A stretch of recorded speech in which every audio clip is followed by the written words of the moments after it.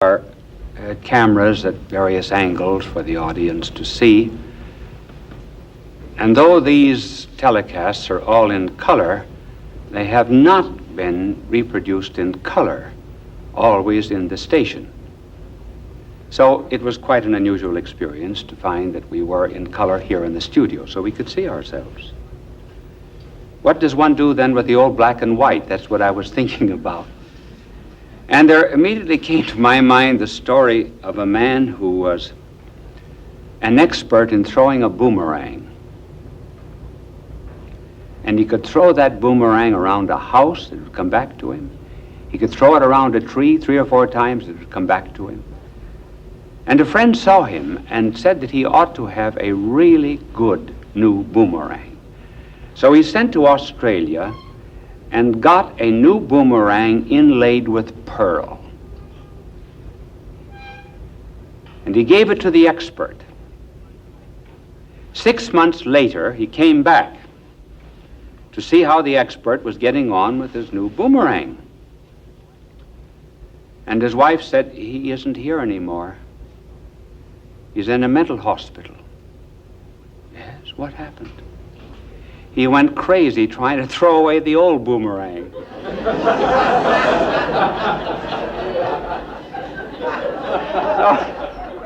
we're going crazy in this studio trying to throw away the old black and white. My angel is naturally always flying. But do you know that for a little relaxation, he decided a week ago to take a sea voyage? And there was a terrible storm. And almost everybody in the whole ship was seasick. And a young woman was just getting ready for bed, and she was taken very seasick.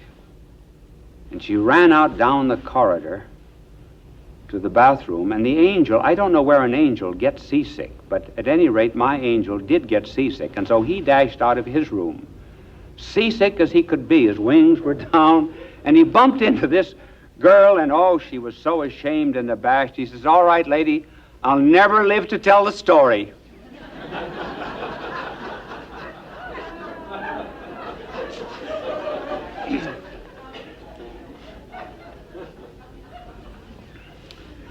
Why did we choose to talk about laughter and humor today? Because really there's a tremendous amount of gloom in the world. Did you know that there is a book entitled Gloom in Modern Literature? One finds it in the novels like one of John Steinbeck's novel, Kathy, who burned her parents, did everything that was evil, very serious play. Many of the dramas that you see today on Broadway are gloomy things. Architecture's gloomy. There's no decoration. Nothing to relieve a straight line. The songs of the young are gloomy. Imagine a 15, 16-year-old boy and girl singing songs about how their heart is already broken. They're ready to die. But you have to say die 15 times. Die, die, die, die, die, die. They're ready to die with gloom. But principally, there's no satire. That, I think, proves our over-seriousness. You cannot satirize an Irishman, you can't give a brogue, can't imitate a Jew, can't imitate Negro dialect, can't tell jokes about Italians, can't tell jokes about Poles, can't tell jokes about Catholics, can't tell jokes about Protestants. Really, we're a serious people. And when this world is the only world there is, believe me, we got to be serious. It's like a child that's got a ball and he's told this is the only thing you're ever going to have during life. He can't play with it too much. But if he's told, well, later on you're going to have another one that'll never wear out and always give you great pleasure, oh, he can have fun with this one. So Because there's so much gloom, we're going to say something about laughter. Now, you never meet laughter in the universe until you meet man. Man is the only joker in the deck of nature. Hyenas have their mouths open, but they do not really laugh. And animals are funny only when they imitate a man. The reason monkeys are funny is because they look like us. Cow isn't funny. A cow doesn't look like us.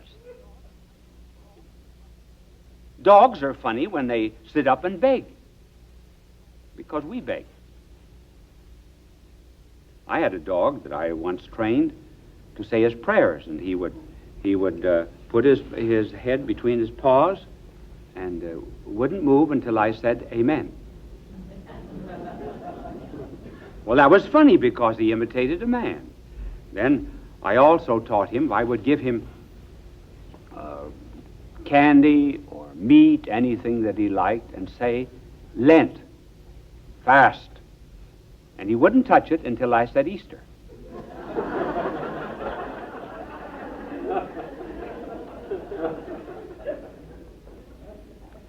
Now, why is it that you do not meet laughter until you meet man? I once gave a telecast on another side of laughter, but here I'm going to discuss it in relationship to gloom in the universe today. But why is it that man alone begins laughter in the universe? The reason is very simple. Man belongs to two worlds.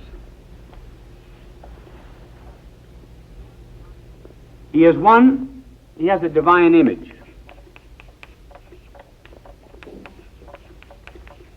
And then he belongs to this animal world of ours.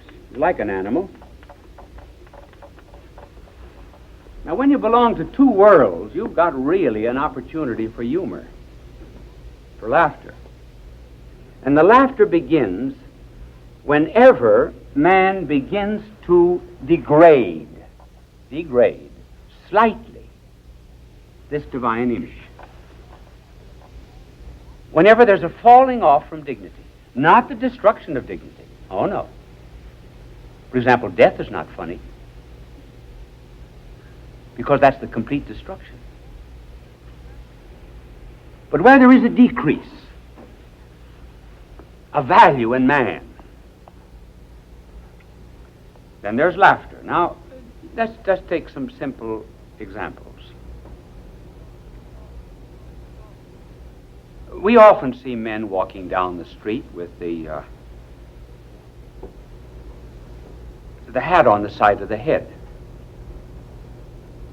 We don't laugh at them. Did you ever see a bishop's mitre? It's a great big high hat, pointed at the top. This is the yarmulke. This is not a mitre. But if I one Sunday wore my mitre on the side of my head like that, I know a bishop who wears his that way because he's bald in front. Well, that's funny, see? Because this is a slight degradation of the divine image. So the straw hat on a man that walks down Broadway is not funny, but a mitre cocked on the side of my head is very funny. Take, for example, a dog running down the street is not funny. But a dog in church is very funny. Any animal in church. Why? Simply because here there's a kind of an elevation out of the animal kingdom up to the divine. It's a kind of a simulation, an attempt to almost become divine, and so it becomes very funny. I heard of one priest who had a dog, and the dog came wandering around the altar, and he was saying Mass. And he gave it a kick so he turned around and said, Lord be with you.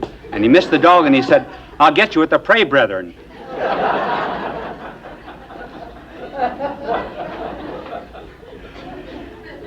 Today we see a lot of running and jogging. Running isn't funny. But if you see a man running after a woman, it's very funny. Take, for example, a fall. We see chimneys fall. We see leaves fall. We see many things that imitate the law, follow the law of gravitation. But they're never funny. But if a man falls, that's really funny. Particularly if he considers himself very dignified. And maybe there's a profound theological significance in this. Perhaps it is related to original sin, the fall of man, which wasn't so funny in the beginning, but now is. And because man is at this borderline of the divine and the animal, we never laugh at his strength. We laugh at his weakness because of the nobility of his image. For example, if you saw a strong man lifting weights, you wouldn't laugh. But have you ever seen a strong man trying to open a drawer? That's very funny. And it's funny simply because there's the incongruity of this strength not being able to open a drawer. Or trying to get a cork out of a champagne bottle. That's why everybody, when they open champagne at a party, everybody looks at the man who's opening the champagne. Because they want to see, if possible, if there's any kind of contrast. Well, that's the reason then for laughter, is because man is in some way related to the divine. Now let us get into the lighter side of it and discuss humor. What is humor and what makes anything humorous? Well, humor, I think, can be described in one word. Humor is transparency. We say, for example, if a man has no sense of humor, we say he's thick.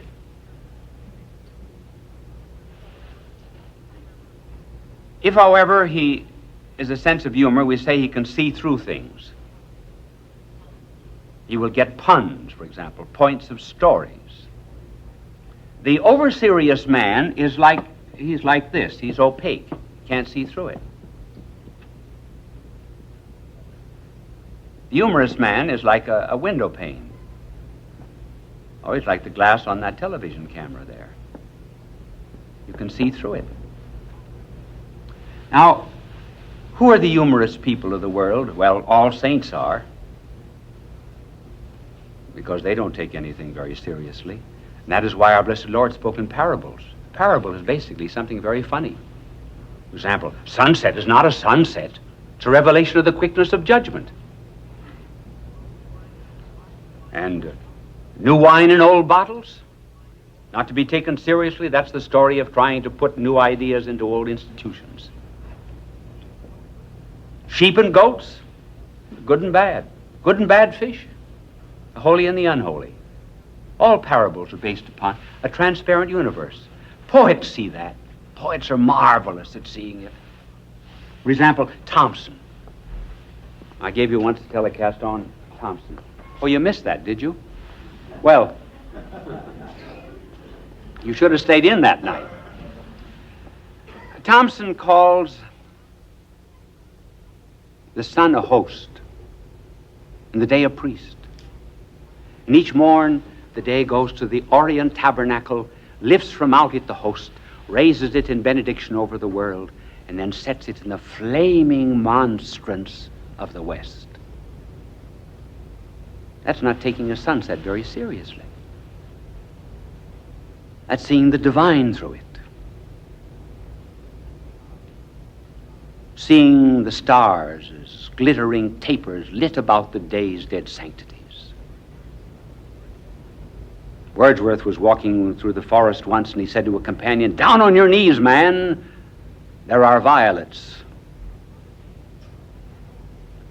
And even the lighter things of life. One of the reasons I like to read Chesterton is because he only took one or two things seriously.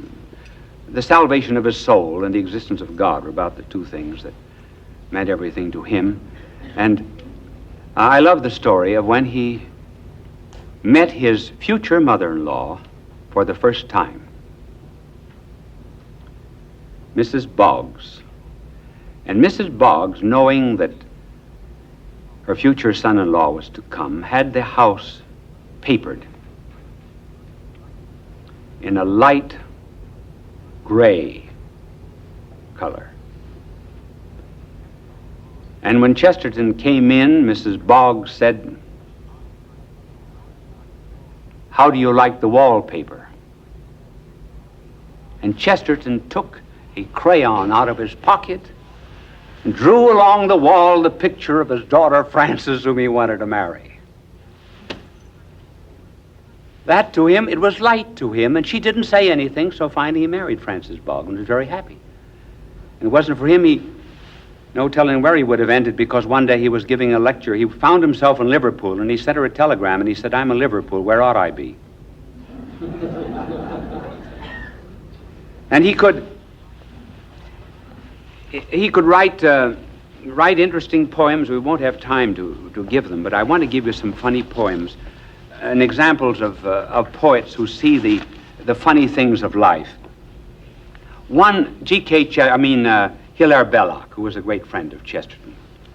Hilaire Belloc wrote cautionary tales.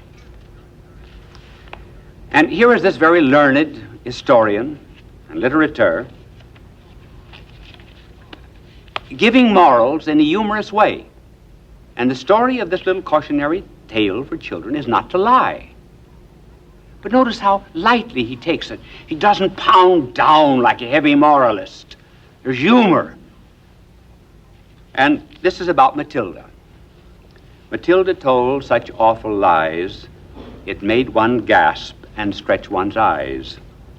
Her aunt, who from her earliest youth had kept a strict regard for truth, attempted to believe Matilda. The effort very nearly killed her, and would have done so had not she discovered this infirmity. For once toward the close of day, Matilda, growing tired of play, and finding she was left alone, went tiptoe to the telephone and summoned the immediate aid of London's noble fire brigade. Within an hour, the gallant band were pouring in on every hand, from Putney, Hackney, Downs, and Bow. With courage high and hearts aglow, they galloped roaring through the town. Matilda's house is burning down.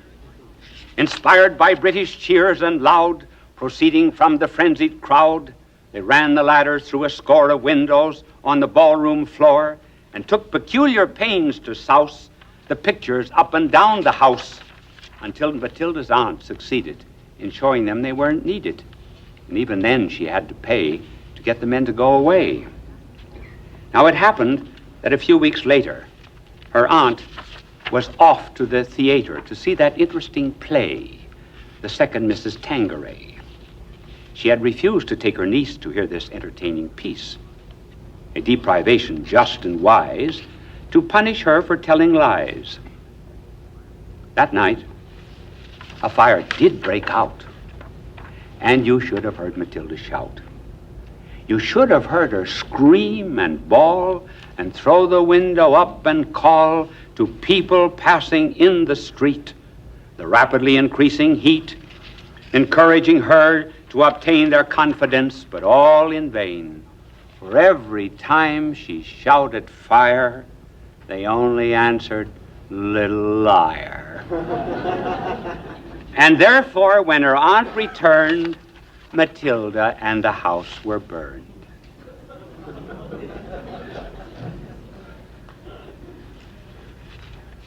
Then remember the prayers that were translated from the French of the little donkeys, the little animals that went into the ark, by Carmen Bernos de Gotzold. This is one on the donkey. Prayer of that poor donkey. He prays to God, and he says, "God, who made me to trudge along the road always, to carry heavy loads always, and to be beaten always, give me great courage of gentleness. And one day, let somebody understand me, that I may no longer want to weep because I can never say what I mean and they make fun of me. Let me find a juicy thistle and make them give me time to pick it. And Lord, one day, let me find again my little brother at the Christmas crib. That's taking the world lightly.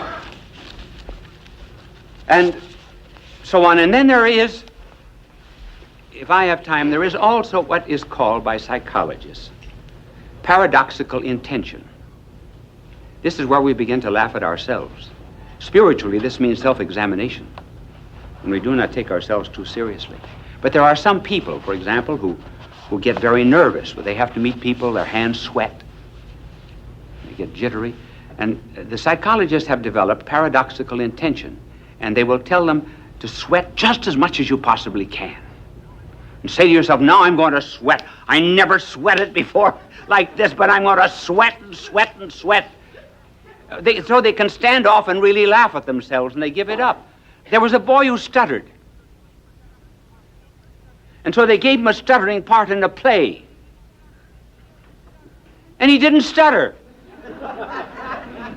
He didn't stutter because he had to stutter. And really this, I don't have time to develop, but this is a spiritual exercise of laughing at ourselves. Even seeing ourselves as sinners brings on redemption. Do you know that there is one place in Scripture where God laughs? Did you know that? In fact, it's in several places, but there is one time. I have a minute and a half, do I? Yes. There is one time when God laughs. You'll find it in the second Psalm, you'll find it in the book of Proverbs, you'll find it in another one of the Psalms. I don't know whether to tell you when it is or not, where it is.